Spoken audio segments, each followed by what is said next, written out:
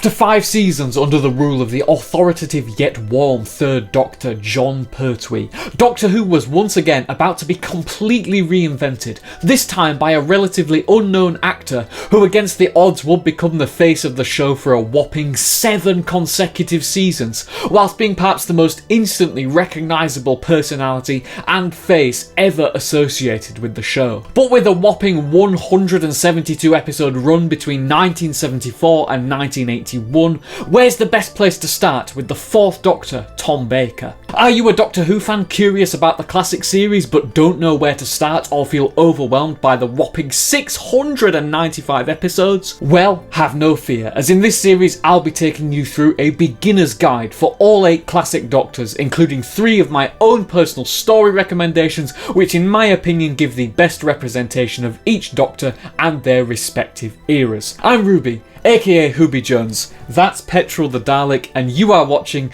the 4th Doctor Explained, a Tom Baker era beginner's guide.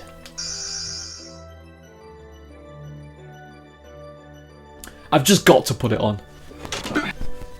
Don't know if that looks good or not, but...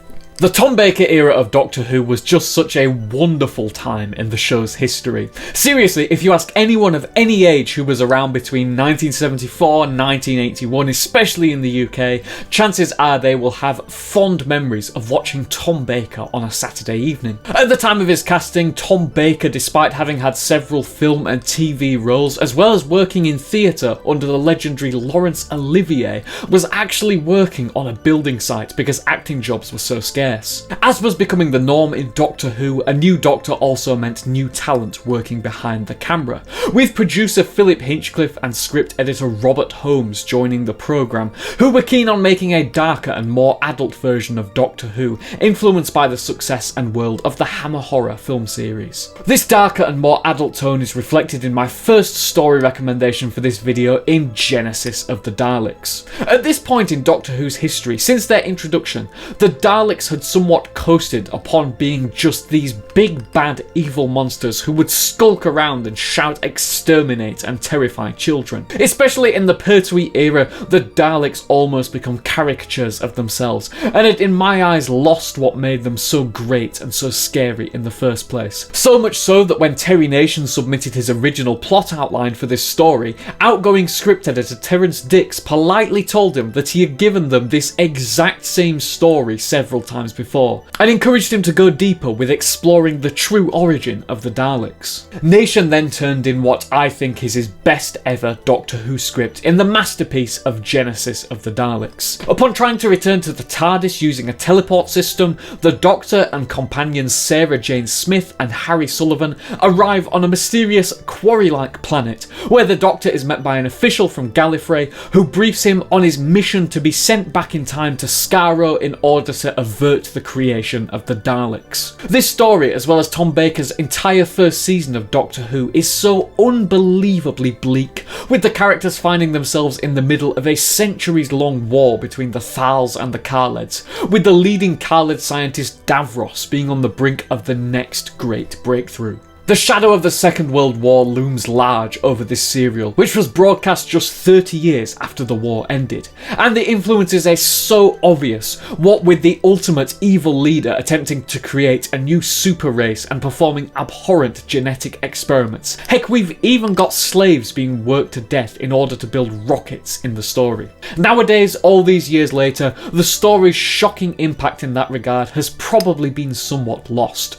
with these events not really being in living memory anymore. But on broadcast, I can say that my own grandparents will have sat down with my parents on a Saturday evening in 1975 to watch it, and will have been most likely stunned by what they were seeing. My favourite moments in this story are the brilliant interactions between Baker's Doctor and Davros, which are just a joy to watch. Stephen Moffat definitely took inspiration from these scenes for The Magician's Apprentice and The Witch's Familiar, so if you like the chemistry between the Doctor and Davros in that, you'll absolutely love Genesis of the Daleks. For my second pick in this video, I've gone for my own personal favourite story in the 4th Doctor's run, In the Seeds of Doom. Like the Tomb of the Cybermen and many other of the greatest Doctor Doctor Who stories, The Seeds of Doom could work brilliantly as just a standalone horror film, as the Doctor is tasked with examining these strange seed pods found in Antarctica, which have the potential to destroy the entire world. The horror elements once again are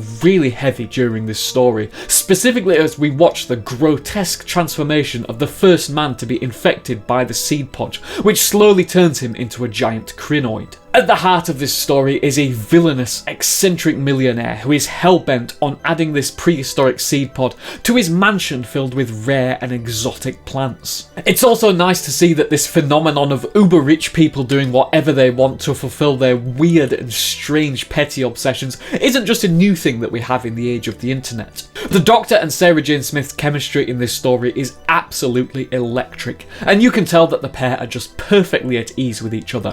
For fans of Only Fools and Horses, one of this story's main supporting characters is portrayed by the legendary John Challis, who really shows off his range as an actor, playing the evil and villainous henchman Scorby, having some excellent scenes with the Doctor and Liz Sladen. My final pick for this video is the 1979 story City of Death, which was Doctor Who's first time ever filming outside of the UK, in and around the gorgeous streets of Paris. The story sees the Doctor and fellow Time Lord Romana on a jaunt to the French capital, where they find themselves embroiled in a plot involving time distortions, an evil alien masquerading as a wealthy count, and a mind-bending scheme of art forgery and theft scattered throughout history. What I really love about City of Death is just how utterly bonkers it is compared to several similar stories of the time, as it does what many stories never do, in that it fully utilises the concept of the TARDIS and the consequences of time travel and rewriting history. It also plays on one of my own personal favourite tropes in Doctor Who of famous figures in history actually being aliens or having some otherworldly twist added to their characters and their backstory.